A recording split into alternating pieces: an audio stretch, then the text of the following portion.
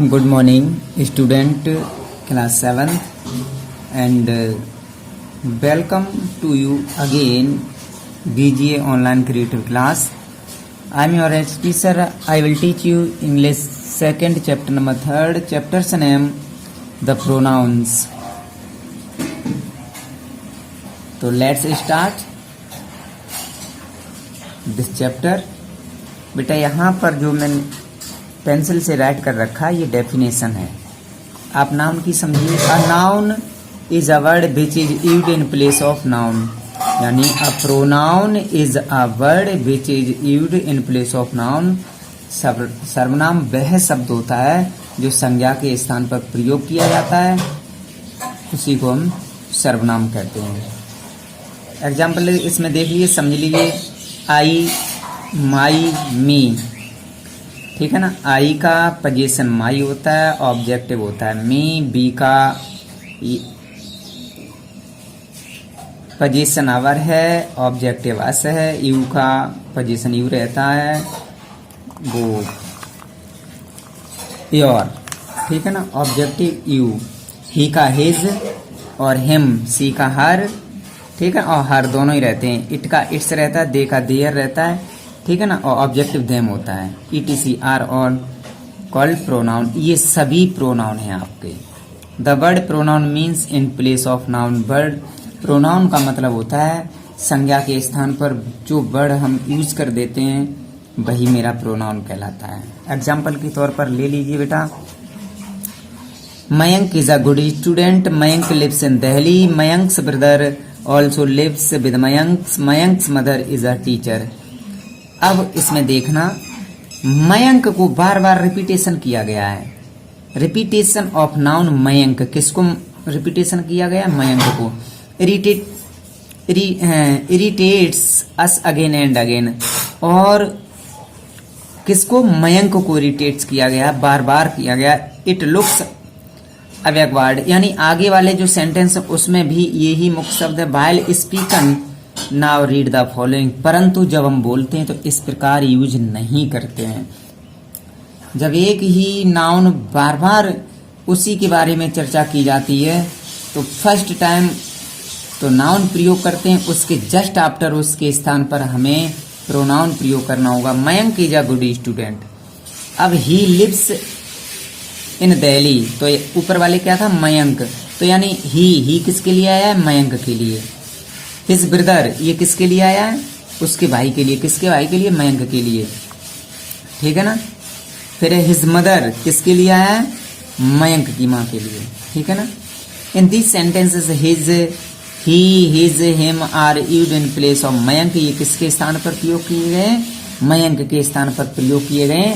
So these are the pronoun, इसलिए ये सभी प्रोनाउन की सिचुएशन में या प्रोनाउन की कंडीशन में है, ठीक है बेटा। अब इसमें आगे चलते हैं।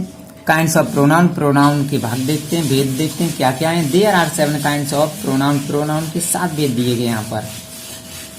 पर्सनल प्रोनाउन यानी व्यक्तिवाचक सर्वनाम। अ pronoun which is used before a person is called personal pronoun, ठीक है ना। अ प्रोनाउन वह सर्वनाम जिसका प्रयोग व्यक्ति के लिए किया जाता है उसे हम पर्सनल प्रोनाउन कहते हैं। जैसे I am a child, you are a young, they are student. अब आई, यू एंड दे जो प्रयोग किए गए हैं वो पर्सनल प्रोनाउन कहेंगे, because they stand for the persons, क्योंकि वो किसके लिए प्रयोग किए गए हैं? व्यक्ति के लिए किए गए हैं, ठीक है ना। इसमें अ पर्सन स्पीक और पर्सन स्पोक टू और पर्सन स्पोकन ऑफ, ठीक है। प्रोनाउंस विच डेनोट्स पर्सन स्पीकिंग, यानी वह प्रोनाउन जो व्यक्ति की स्पीकिंग पर डेनोट्स करता है, ठीक है ना। बी पर्सनल प्रोनाउन, वो पर्सनल प्रोनाउन होता है। और पर्सनल प्रोनाउन 3 कैटेगरीज में आते हैं, फर्स्ट पर्सन, सेकंड पर्सन और third person, okay. First person में आई और बी होता है, उसके ऑब्जेक्ट होंगे, उसका पोजीशन केस होगा, ठीक है ना। Second person which donates person spoken are said the personal pronoun. Second person में वह जिस डेनोट्स पर्सन स्पोक, किस व्यक्ति के बारे में बोला गया है उसे सेकंड पर्सन में रखा गया है। यू दाऊ, बेटा इस दाऊ का प्रयोग बहुत कम होता है, ठीक है ना, ये भी सेकंड पर्सन में ही आता है। You is used in both singular और plural.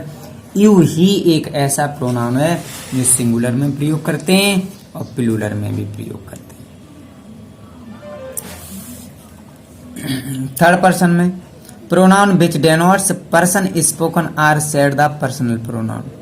Person pronoun which denotes, जो प्रदर्शित करता पर्सन स्पोकन व्यक्ति के बारे में बोलचाल के, are said the to be a personal pronoun, वो पर्सनल प्रोनाउन होता है। एक वक्ता होता है, एक जिसके बारे में बका जाता है, बोला जाता है, ठीक है ना। इस प्रकार की सिचुएशंस क्रिएट होती हैं।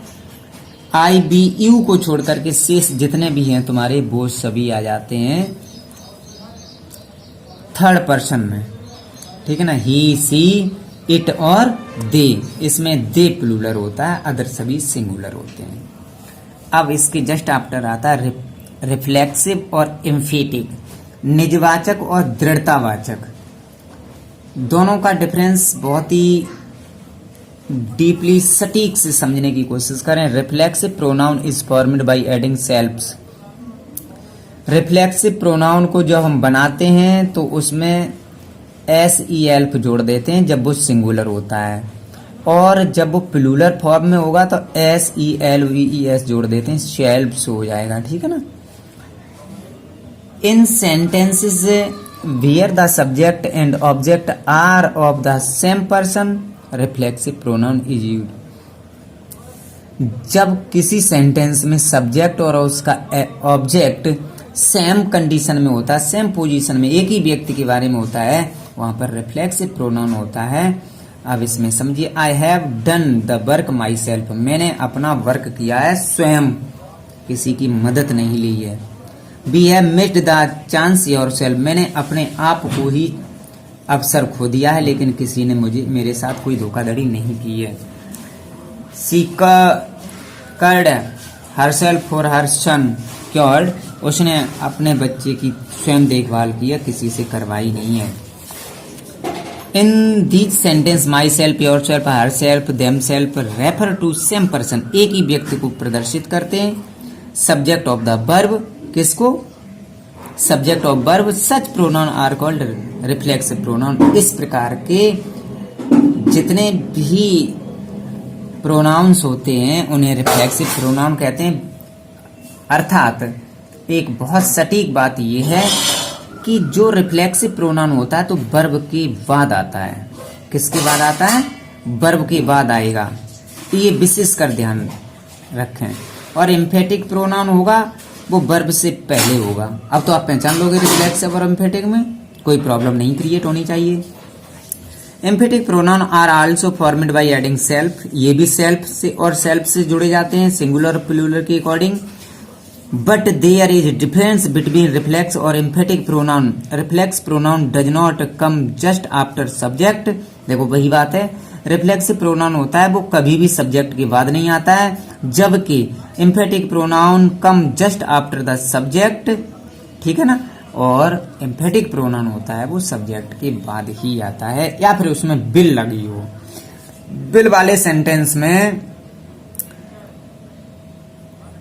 कहीं पर भी लगा हो, बिल वाले सेंटेंस में कभी भी बिल से पहले नहीं आएगा, बाद आएगा, तब भी वो आपका एम्फेटिक ही होगा। He himself, Rajni herself, they themselves. Himself, herself, themselves ये सब्जेक्ट के ठीक बाद आए हुए हैं, इसीलिए इसे एम्फेटिक प्रोनाउन कॉल आउट करेंगे। ओके बेटा। इसके बाद है डेमोस्ट्रेटिव, संकेतवाचक। A pronoun which is used point out subject, वह सर्वनाम जो सब्जेक्ट के लिए पॉइंट आउट करता है उसे डेमोस्ट्रेटिव प्रोनाउन कहते हैं। अर्थात दिस, दैट, दीज, दोज के ठीक just after use of verb, in which condition I called this, that, these, those demonstrative pronoun. जब दिस, दैट, दीज, दोज के जस्ट आफ्टर आर का यानी वर्ब का प्रयोग हो तो ऐसी सिचुएशन में हम इन्हें डेमोस्ट्रेटिव प्रोनाउन कहते हैं। ठीक है ना। Above sentences this that these those such are used point out the object और object vague house mangoes pens people respectively so these were are demonstrative pronoun, इसीलिए हम इन्हें डेमोस्ट्रेटिव प्रोनाउन कहेंगे। ओके बेटा, ये आप समझ गए होंगे और इसके जस्ट आफ्टर में सेकंड वीडियो में आपको समझाने की कोशिश करता हूँ डिस्ट्रीब्यूट जो बचे हुए प्रोनाउन है। ओके बेटा, थैंक्स।